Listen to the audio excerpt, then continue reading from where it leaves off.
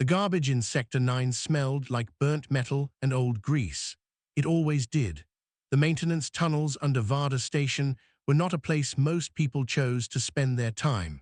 But Reed Calloway had been spending his time there for 3 years, and he had stopped noticing the smell a long time ago. He was on his back under a coolant pipe, tightening a fitting with a hand wrench, when he heard the announcement echo through the tunnel walls. Governor Sell was holding a ceremony in the main hall. All residents were welcome to attend. Reed kept turning the wrench. He was not particularly interested in ceremonies.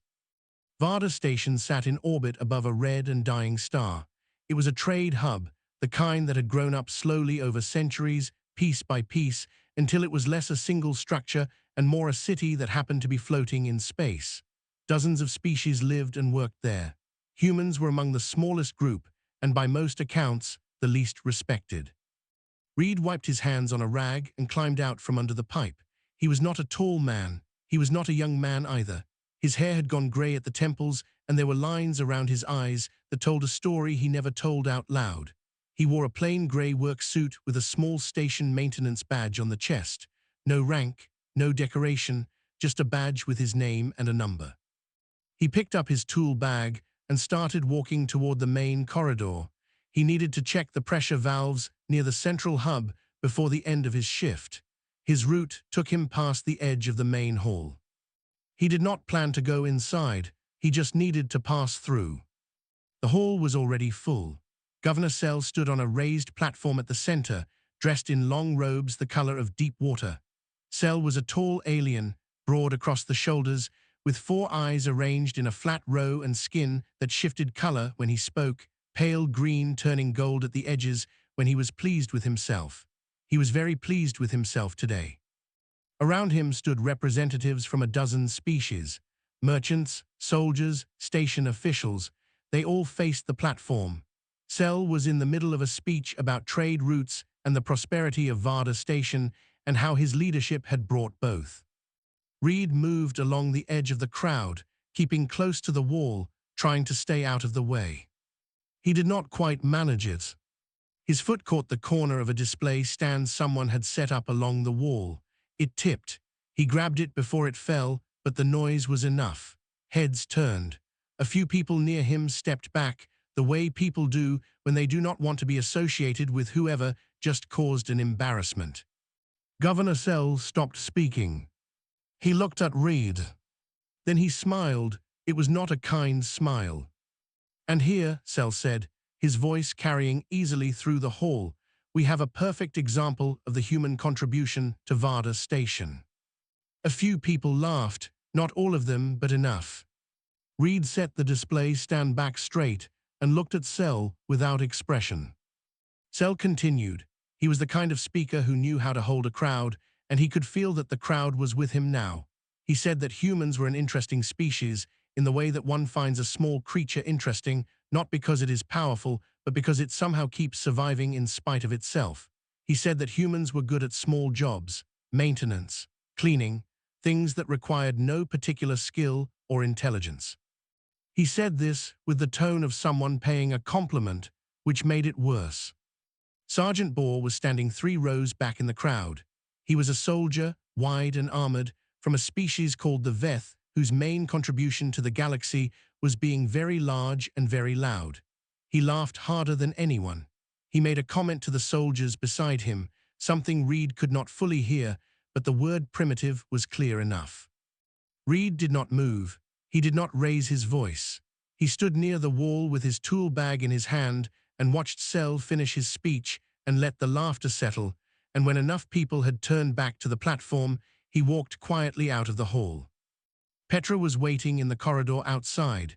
She had seen the whole thing through the open door. Her face was red and her jaw was tight. "You should have said something," she said. "What would I have said?" Reed asked. "Anything, you just stood there." "I know. It is not right. He does that every time there is a human in the room. He does it to make himself look bigger." "He does," Reed agreed. Petra stared at him. She was younger than Reed, 30 or so, with oil on her forearms from the engine work she did in the lower bays. She had been his friend for 2 years, and she still could not fully read him. He never seemed angry when he should have been. He never seemed afraid. He was always just calm in a way that sometimes felt like peace and sometimes felt like something else entirely, something she did not have a word for. "You are a strange man," she said. "I have been told that," Reed said. He walked with her down the corridor toward the pressure valves. They talked about the work, about a coolant leak on level 4, about a power fluctuation that had been causing problems near the docking bay. Normal conversation, normal day. That evening, Reed sat alone in the small room he kept in the workers' quarter. The room had a cot, a shelf, a window that looked out at the stars. He sat on the edge of the cot for a while, not doing much of anything. Then he picked up the old communication device from under his cot. It was not a standard issue station device. It was older, heavier, with casing that had been repaired several times. There was one contact saved in it. No name, just a symbol, angular and precise, that Reed had not told anyone the meaning of. He looked at it for a moment. Then he typed 2 words and pressed send. He put the device back under the cot, lay down, and closed his eyes. Outside the window, the stars were very still. There was a bar on level 7 of Varda Station called the Drifter's Edge. It had no windows, and the lighting was always low, and the drinks were always overpriced. But it was one of the few places on the station where every species drank in the same room without much complaint. People went there for information as much as alcohol. If something was happening somewhere in the outer rim, someone at the Drifter's Edge had heard about it first. The news that came in 3 days after Reed sent his message did not come through the station's official channels. It came in pieces, the way real news always does, in fragments passed from ship captain to cargo runner to dock worker until it reached the bar and spread across every table at once. The Dragon Fleet was moving. This was not normal. The Dragon Fleet, officially called the Droin Armada, did not simply move. When it moved, entire systems took notice. The Droin were old, far older than most of the species that now called the galaxy home, and they had been fighting wars since before half those species had learned to build fires. They were tall, scaled, and built like something that evolution had specifically designed to survive things that should have been unsurvivable. Their ships were long and dark, and shaped loosely like the bodies of the creatures their ancestors had once been before they reached the stars. Their fleet had not been seen in this region of space in over 20 years. And now it was heading toward Varda Station. Nobody knew why. Councillor Neve found out through official diplomatic channels, which is to say he found out third, after the bar and after the docking bay workers. He was a long, thin alien with pale skin and careful eyes, the kind of man who spent his career managing situations he could not fully control and calling it diplomacy. He read the message that came through his terminal twice, then read it a third time, then sat very still for several minutes. The message confirmed it. 100 Droin warships, flagship included, had dropped out of faster-than-light travel at the outer edge of the system. Their heading was direct. Their speed was steady. They had not declared a reason for their approach, which was in itself unusual. The Droin always declared their reasons. Protocol mattered deeply to them. The absence of an explanation was therefore an explanation of its own, and it said that this visit was personal rather than political. Neve went to see Governor Sel. Sel was in the middle of a lunch meeting when Neve arrived, and he did not appreciate the interruption, but he listened. When Neve finished explaining, Sel leaned back in his chair and looked at the ceiling for a moment. 100 ships, Sel said. Yes, and they want something from us. They have not said what, only that they are coming. Sel turned this over in his mind. He was not a stupid man, which made his arrogance more frustrating because it was a choice rather than a limitation. He was thinking about what this could mean for him. He was thinking about trade agreements, about prestige, about what it would look like if he received the Droin fleet and came away with something useful. The Droin were respected across the galaxy. Being seen as their host was a valuable thing. Prepare a reception, Sel said. If they want something, we should be in a position to negotiate. Neve said nothing. He was not sure Sel understood what he was looking at. The Droin did not negotiate. They arrived at conclusions and extended the option to agree. Across the station, the news continued to spread. Petra heard it in the docking bay, where three of the cargo workers were arguing about whether to move their ships out of the outer berths just in case. She did not wait for the argument to end. She went to find Reed. He was in the maintenance bay on level 3, replacing a section of ventilation duct that had corroded through. She told him what she had heard. He listened without stopping what he was doing. 100 ships, she said, drawn coming here. Does that mean anything to you? Could mean a lot of things, Reed said. It means a lot of people on this station are scared. The Droin do not come to trade hubs for no reason. No, Reed said, they do not.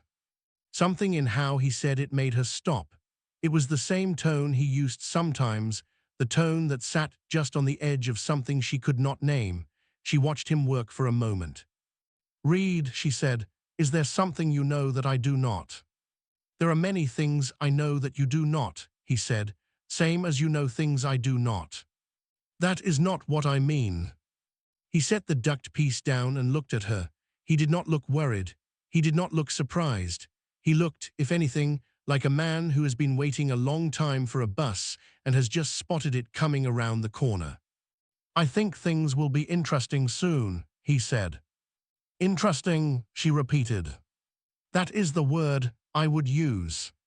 She left him there and went back to her work, but she kept thinking about the way he said it.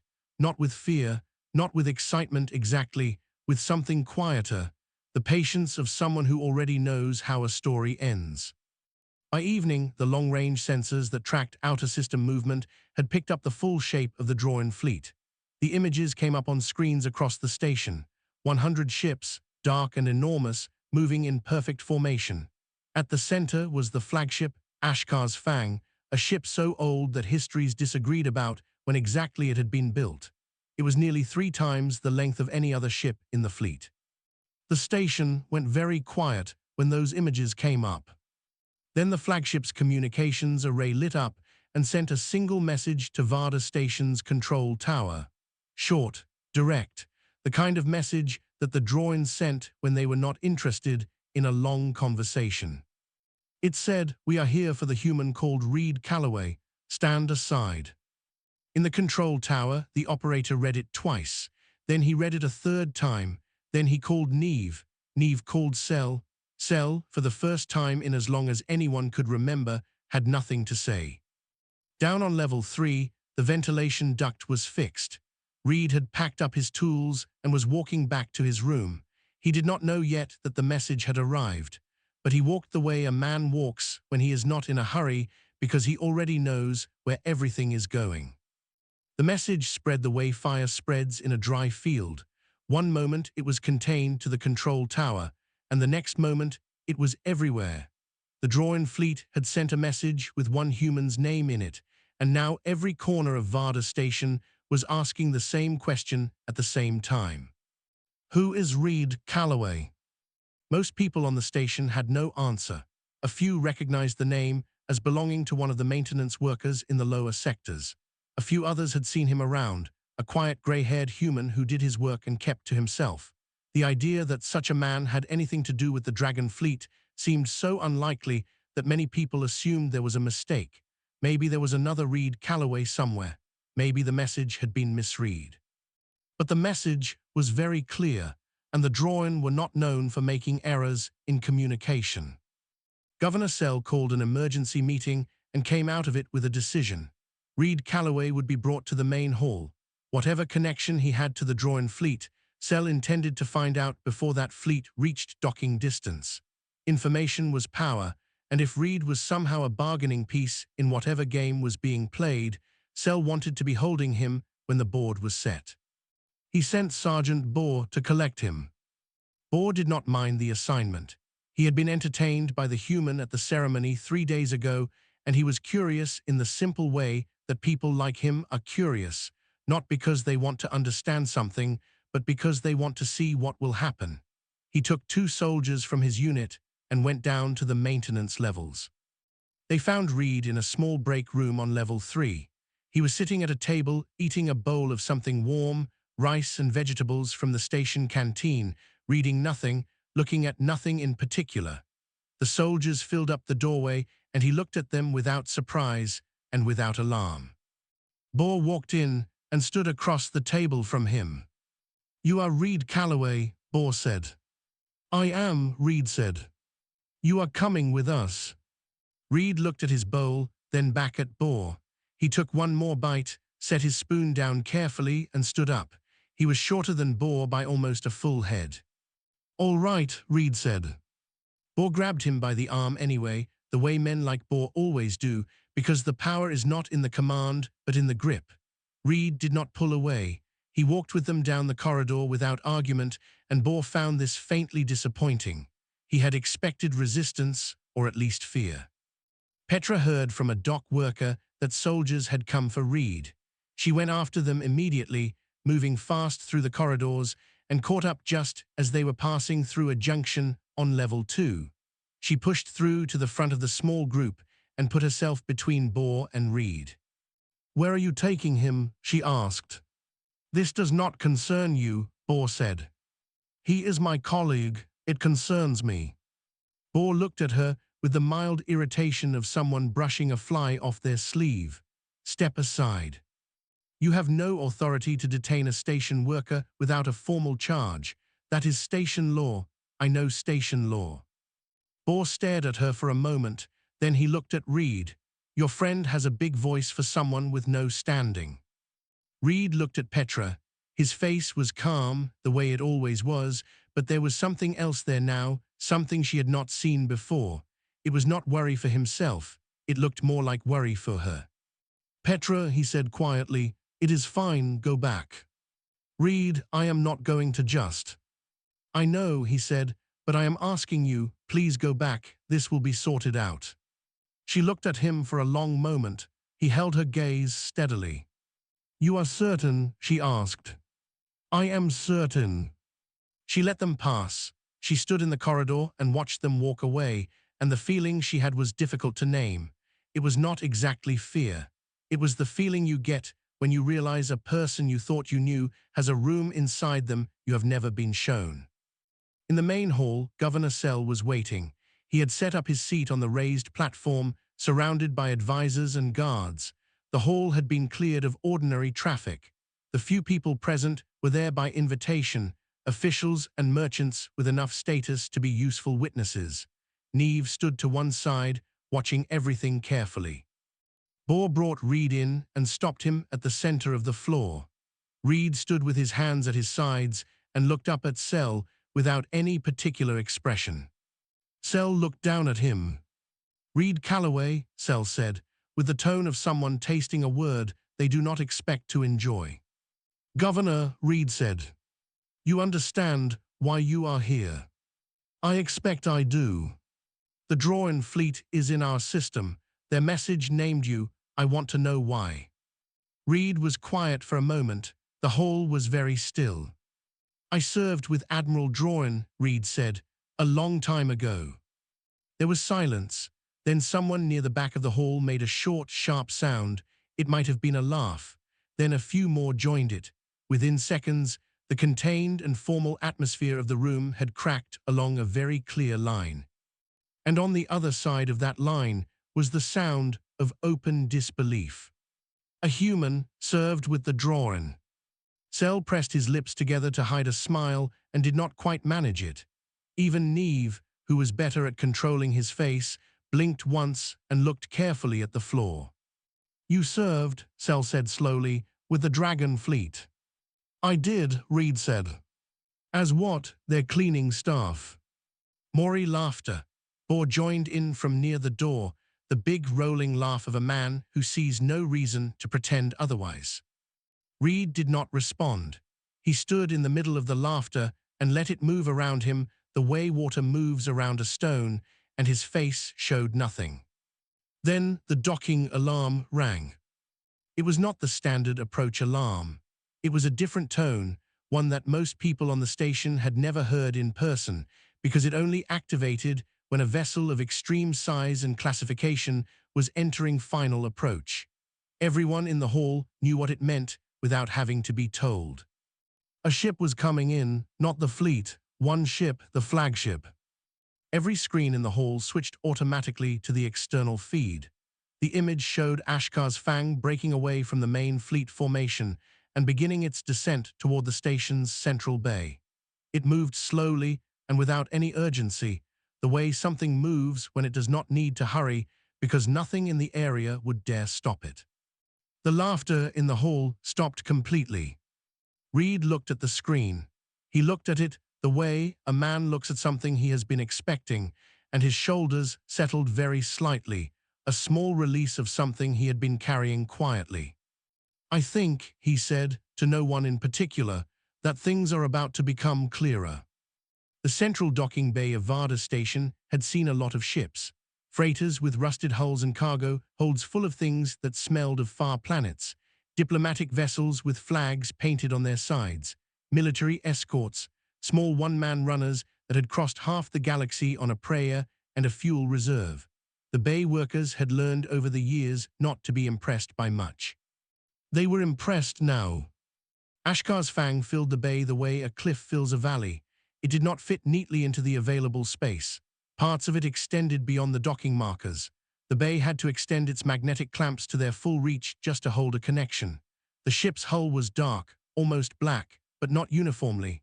There were streaks of deep blue and a deep red that ran along the length of it in long lines, like something that had been burned into the surface rather than painted on it. Each of those marks was a battle record, a different way of reading history.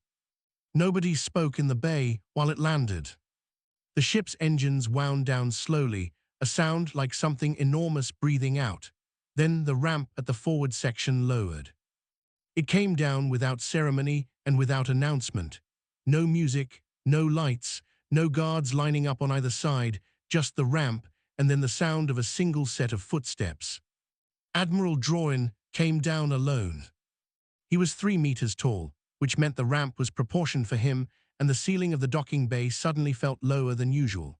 He was old, visibly so, not in the way humans show age, but in the way that the Droin did, which meant that the scales across his chest and arms had layered over the centuries into something thicker than armor, ridged and dark, with a slight iridescence at the edges. His 4 arms were held at his sides. His head was long and flat-skulled, and his eyes were the color of cooling metal, a deep amber that caught the light and did not give it back. He wore no decoration, no rank insignia, nothing on his armor that marked him as the commander of a 100-ship fleet. He did not need it. People cleared the way ahead of him without being asked. They did not do it out of courtesy. They did it the way living things move away from something ancient and certain, the same reason no one stands at the base of a waterfall. He walked through the docking bay and out into the corridor beyond. Bohr and the 2 soldiers who had escorted Reed were standing near the hall entrance. Bohr stepped forward, whether out of duty or habit or simple inability to step back, and said, "This area is restricted to." Drorin looked at him. Just looked, not with anger, not with warning, simply looked in the way that something looks when it has lived long enough to find most things mildly interesting and the rest not worth considering. Bohr stepped back. He did it without fully deciding to. Drorin walked into the hall. The hall had gone completely silent the moment the door opened. The officials, the merchants, the guards, the advisors, all of them stood without moving, without speaking, arranged on either side of the open floor like people who understood instinctively that this moment was not about them. Governor Sell was still on his raised platform. To his credit, he did not move from it, though the expression on his face had changed entirely. The confidence that usually lived there had been replaced by something more careful and more honest. Reed was still standing in the middle of the floor. Droin walked directly toward him. He did not look at Sell. He did not look at Neve or the guards or the merchants or anyone else in the room. He walked toward Reed the way a compass needle points north, without hesitation, without distraction, as if everything else in the hall was simply not relevant. He stopped when he was 3 steps away. The 2 of them stood there, the old Droin admiral and the plain human maintenance worker, and for a moment nobody in the hall breathed. Then Droin lowered himself to one knee. It was not fast, it was not dramatic, it was slow and deliberate, every movement controlled, and that made it more powerful than any dramatic gesture could have been. He brought his right knee to the floor of the hall. He pressed his lower right hand flat against the ground beside it. His upper arms remained at his sides. His head bowed forward, not deeply, but enough, the way a flag lowers when it is saluting another flag. The sound of his knee touching the floor was the only sound in the room. Nobody moved, nobody spoke. Cell's mouth had opened slightly. He was not aware of it. Boar near the door had gone the color of old ash. Even Neve, who had spent his career in rooms where significant things happened and had learned to observe without reacting, found that he was holding his breath and had to remind himself to let it go. Drorin spoke. His voice was low, deep, the kind of voice that does not raise itself because it does not need to. It filled the hall without effort. "Forgive the delay, Commander," he said. "We came as soon as the signal reached us." Reed looked down at him, and for the first time since Boar's soldiers had come to find him in the break room, Reed's face changed. Something moved through it that was not cold and was not careful. It was something older than any of that, something that lives in the space between people who have been through something together that no one else can fully understand. "You are right on time," Reed said, "old friend." Drorin rose. He rose the same way he had knelt, with complete control, and when he was standing again, he turned and stood beside Reed and faced the room. Reed turned to face the room at the same moment. And something changed. It was hard to say exactly what it was. Reed's face had not changed. His work suit had not changed. He was still the same height, still the same gray-haired plain human he had always been, but the way he stood was different. Or perhaps it was the same as it had always been, and everyone was simply seeing it clearly for the first time. He stood the way a man stands when he is in the place where he has always belonged. He looked at Governor Cell. He looked at Boar. He looked across the room at each face in turn, unhurried, until he had taken in everyone and everyone had taken in him. "I think," Reed said quietly, "that we should talk, officially." In the years that followed, people who were in that hall would describe the moment differently depending on who they were and what they had been doing in the room before it happened. Some said they had known something was off about the human from the beginning. Some said they had had no idea. Some did not talk about it at all. But every single one of them, when asked if they remembered the moment, said yes. Nobody forgot the sound of that knee hitting the floor.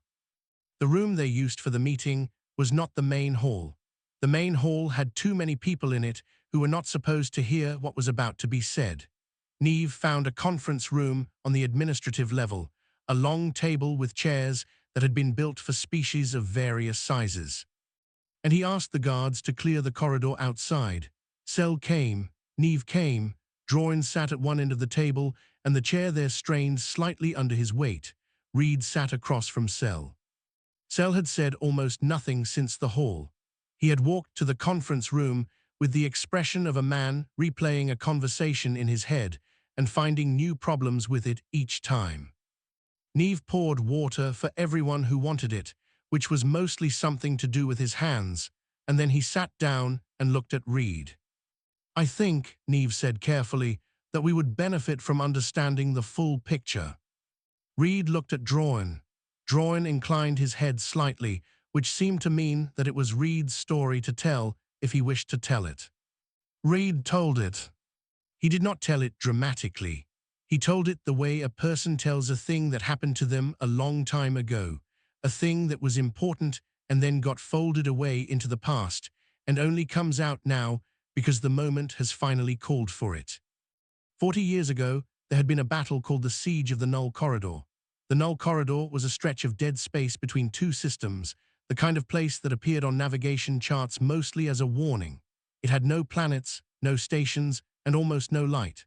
What it had was a strategic position, a narrow point that connected two regions of the galaxy in a way that nothing else did. Whoever held the Null Corridor could cut off ship traffic between the systems on either side. An enemy fleet had held it. They had set up a quantum lock grid, a field technology that prevented faster-than-light travel within its range, and that locked conventional drives to a crawl. The Droin fleet had gone in to break the blockade and had been caught inside the grid before they could get clear. They were fighting well, the Droin always fought well, but the grid held and they could not escape, and the enemy fleet was waiting for time to do the rest. Reed had been 23 years old. He was flying a single-person scout ship that had been attached to a supply convoy passing through the outer edge of the system. The convoy had turned back when the battle began. Reed had not. He had been listening to the communications traffic from the battle, and he had figured out something about the quantum lock grid that the Droin engineers had not had time to notice. The grid was not uniform. It had gaps, small ones, not large enough for a warship, but large enough for a scout. The gaps moved in a pattern, predictable if you watched long enough, if you could hold the entire grid in your head at once and read where the next opening would be before it appeared. Reed could do that. He did not fully understand why, even now. He had always been able to see patterns in moving things, had always been able to track multiple points at once and feel where they were going. It was not something he had trained for. It was just how his mind worked. He had gone in through the gaps, not once, 16 times. He had flown in and out of the grid, using his small ship to place resonance disruptors at the gaps as he moved through them, building a chain of disruptions that slowly widened the gaps into something larger. He had done it alone, over 6 hours, while the battle continued around him. 3 times his ship had taken fire. 2 of those times he had repaired the damage while still moving. When the last disruptor was placed, the gaps widened into a full breach. The Droin fleet got through. Droin's flagship had been inside the grid the longest. The crew was exhausted, and the ship had taken significant damage. When Droin learned who had made the breach, he had asked Reed to come aboard. Reed had come, his ship held together in 3 places with temporary seals, and Droin had looked at him for a long time before speaking. He had named Reed a commander of the First Order, the highest rank the Dragon fleet could give to an outsider. In the history of the Droin, it had never been given to anyone outside their species. Reed was the first. Reed had accepted it. Then he had asked Droin for one thing in return. He wanted no announcement, no record in public channels, no story told about what had happened, at least not connected to his name. He said that humanity was still young in the galaxy, still finding its way, still being measured by other species who had already decided what they thought. A story about one human doing one impressive thing would not change those opinions. It would only make him a curiosity. What he wanted instead was simpler. He asked Droin to keep a quiet eye on human space, not to fight for humans or to shield them from every hardship, just to make sure that no empire decided to move against humanity while humanity was still too small to defend itself well. A subtle deterrence. A presence in the background that no one could see, but that would give certain calculations a different outcome. Droin had agreed. The Dragon fleet had been the reason, for 40 years, that 3 separate empires had stopped their plans before reaching human worlds. The reason was never stated. The reason was simply a fact that existed in the background of certain decisions. The conference room was very quiet when Reed finished. Neve was looking at the table. He was a diplomat, and he understood leverage, and he was running the numbers in his head, and the numbers were not comfortable. Governor Sell had gone still. He was not the kind of man who lost words easily, but he had lost them now. He was thinking about the ceremony 3 days ago. He was thinking about what he had said in the hall. He was thinking about the face Reed had made, or rather the face Reed had not made, standing in the middle of that laughter without expression. "I owe you an apology," Sell said. It came out flatly, without the shape of a real apology, because Sell had not had time to find the right shape for it yet. But it came out, which was something. Reed looked at him. There was no anger in it. There was also no particular warmth. "I am not asking for one," Reed said. "I am asking for something specific." He explained. He wanted a formal renegotiation of humanity's standing in Varda Station's trade charter, equal docking rights, equal representation in the Commercial Council, equal access to the upper corridors and the upper contracts, the same standing that every other species on the station had been granted. He said it without raising his voice. He said it like a man placing an order in a restaurant, clearly and without apology. Drawin spoke from his end of the table. "The Dragon Fleet," he said, "will observe compliance." 6 words, it was enough. Neve nodded slowly. Sel looked at the table for a moment and then nodded too. He had done the calculation that Sel always did, the one about what was good for Sel, and for the first time in a long time, the answer had come out in someone else's favor. The meeting ended. In the corridor outside, Sergeant Bohr was waiting. His unit was not with him. He had sent them back to quarters an hour ago and had stayed alone. He did not fully know why. When the door opened and Reed came out, Bohr was standing by the wall with his arms at his sides, not blocking the path, just there. Reed looked at him. Bohr did not apologize. That was not a word he used easily, and he did not reach for it now. But he lowered his head, just slightly, just enough, the way a person does when they are acknowledging something they cannot yet put into a sentence. Reed held his gaze for a moment, then he nodded. They went their separate ways down the corridor. It was a small thing, almost nothing, but it was honest, and in Reed's experience, honest small things were worth more than large, dishonest ones. 7 days after the Dragon Fleet arrived, it left. There was no ceremony for that either. Ashkar's Fang lifted from the central bay in the early hours of the station's night cycle, when most of the residents were asleep, and rejoined the rest of the fleet at the outer edge of the system. By morning, the long-range sensors showed only empty space where 100 warships had been. People checked the screens more than once, the way you check something when part of you still does not believe it happened. But it had happened. The charter had been renegotiated. The documentation had been drawn up, reviewed by Neve, signed by Sel, and transmitted to the Commercial Council by the end of the second day. Human residents of Varda Station now held the same standing as every other species. The upper docking berths, the upper market corridors, the seats on the council that had never been offered before, all of it was written down now and stamped with the station's official seal. Practically speaking, the changes did not happen overnight. A signature on a document and a shift in how a place actually works are two different things, and Reed knew that. The workers in the upper market did not suddenly start treating human merchants warmly.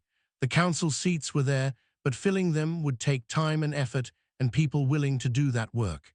Reed did not expect the world to flip over in a week. But the document existed. The standing was legal now. That was a foundation. You could build on a foundation. Petra found him on the 8th morning in the same maintenance bay where soldiers had come to collect him a week before. He was replacing a section of insulation around a heating duct, the same sort of work he did every day, with the same tool bag and the same grey work suit. She sat on the edge of a crate and watched him for a moment without saying anything. "You are fixing a heating duct," she said finally. "The insulation was cracking," he said. "Cold air gets in, then the heating system overworks, then the coolant lines are affected. The same day the Dragon Fleet leaves, you come back to fix a heating duct." "The heating duct needed fixing before the Dragon Fleet came," Reed said. "It still needs fixing now." She was quiet for a while. Outside in the corridor, she could hear the sounds of the station going about its day. People moving, voices in different languages, the distant hum of engines and machinery. It sounded very slightly different to her this week, though she could not have said exactly what was different. Maybe nothing was. Maybe it was only that she was listening for something she had not listened for before. "Why did you not tell anyone," she asked, "about who you were, about what you did?" Reed set down his tool and looked at her. "Because of what would have happened if I had," he said. "They would not have seen me. They would have seen a story. They would have seen a title and a history, and they would have used it to put me in a different box than the one they already had me in. Either way, they would not have been looking at a person." "And you wanted them to see a person?" "I wanted them to see a human," Reed said.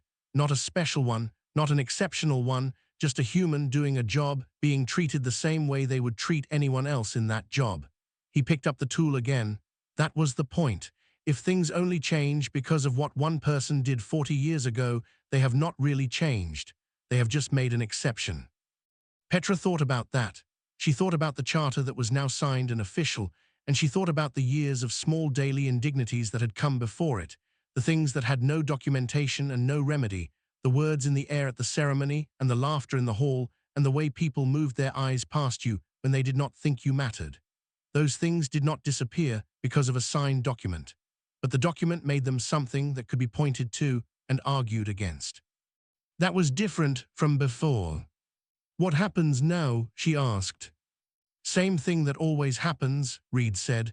People do the work, slowly, one day at a time. Droin had said goodbye to Reed privately the evening before the fleet left, in a corridor near the docking bay where they would not be observed. He had not needed to say much. Between people who had been through something real together, words often cover less ground than a look. He had told Reed that the fleet would not always be close, that the galaxy was wide and there were other places that needed what the Droin could bring. He said it almost as a question, though it was not quite one. Reed had told him that it was fine, that humanity was farther along than it had been 40 years ago, and farther along than most people realized yet, that they would not need a quiet guardian standing in the background forever, not much longer. Droin had looked at him a long time when he said that. He had the eyes of something very old, and he used them in the way that only very old things can, looking not just at what was in front of him, but at what it implied about everything surrounding it. Then he had put one massive hand briefly on Reed's shoulder and walked back toward his ship. Reed had stood in the corridor alone for a while after that, not thinking about anything in particular, just standing in the quiet the way you stand in a room after someone you love has left it. Now he was fixing a heating duct. 3 hours into his shift, a young alien came into the maintenance bay. Not a worker, too young for that, probably an apprentice from one of the upper floor shops. She had the thin, tentative look of someone who had been sent somewhere by someone else and was not quite sure of the protocol. She looked at Reed. He looked at her. She had heard the story, clearly. The whole station had heard it now. She stood in the doorway looking at this plain, gray-haired human crouching next to a duct, and she seemed to be working something out in her head. Then, very carefully and very seriously, she gave a small bow. It was not a Droin salute. It was not a formal gesture from her own species. It was just a bow, the kind a young person gives when they want to acknowledge something and do not have the right word for it yet. Reed looked at her for a moment. Then he smiled, the full kind, and gave a small nod back. She turned and left the way she had come. Reed went back to the insulation. That was how it worked. Not speeches and not statues and not a single great moment that changed everything at once. A signed charter, a young alien in a doorway, a nod exchanged in a maintenance bay. Pieces, small and real, laid down one at a time on top of each other until they became something that held weight. The galaxy had spent a long time deciding what humans were. It had measured them by their ships and their weapons and their reach, and found them wanting. It had not thought to measure them by their patience or by the quiet and absolute certainty that if you gave them enough time and enough room, they would find their way. But that was always how it had been with humans. They did not arrive loudly. They did not demand to be noticed. They came in through the side door and fixed the heating duct and waited for the moment that asked something of them, and then they met it, and then they went back to work. Reed put his tools away at the end of his shift. He walked back to his room through the same corridors he had walked for 3 years, the same lights, the same sounds, the same station. Except not quite the same. He sat on his cot and looked out the window at the stars for a little while. Then he turned off the light. Tomorrow there was a coolant lake on level 4. He would take care of it in the morning.